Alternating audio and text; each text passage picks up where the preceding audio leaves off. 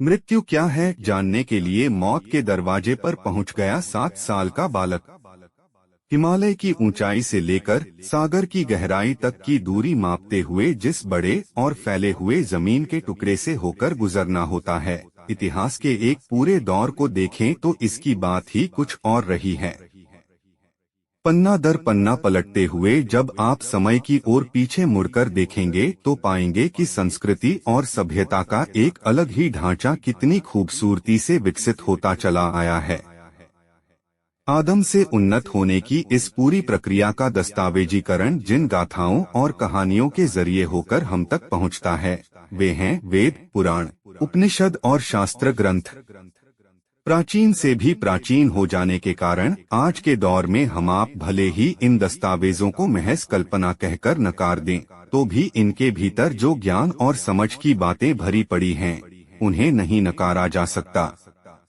तमसो मा ज्योतिर्गमय सत्यम वद धर्मंचर के साथ ही सत्यमेव जयते जैसे सूत्र वाक्य ही तो मानव जीवन की उपलब्धि हैं। पंडित जवाहरलाल नेहरू भी जब डिस्कवरी ऑफ इंडिया में वेद और वैदिक युग का जिक्र करते हैं तो लिखते हैं कि वेद इंसानी दिमाग के अंदर फूटे सबसे पहले विचार हैं।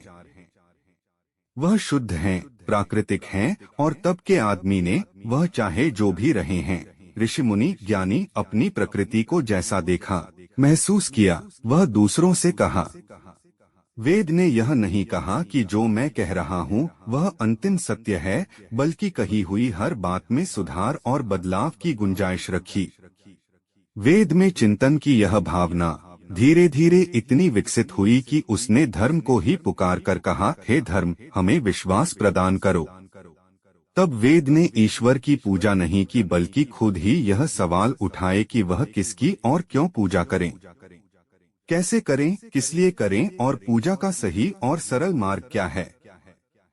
जीवन क्या है, जीवन जीने का मार्ग क्या है, प्राण क्या है, कौन है, मैं कौन हूँ, कहाँ हूँ, क्यों हूँ। सवालों का यह सिलसिला जितना लंबा चला उससे कहीं अधिक लंबा जवाबों का सिलसिला चला।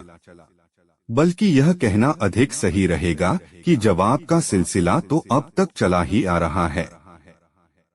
इन्हीं सवालों और उनके जवाबों को समझना जब और कठिन होता गया तो पुराण पुरुष का कॉन्सेप्ट सामने आया है। पुराण बताते हैं कि वह एक शक्ति है जिससे यह सब कुछ चल रहा है, गतिमान है। ऋग्वेद के दशम मंडल में 129वां सूक्त नासदीय सूक्त है, जो कि इन सवालों को सबसे बेहतर और स्पष्ट तरीके से सामने रखता है।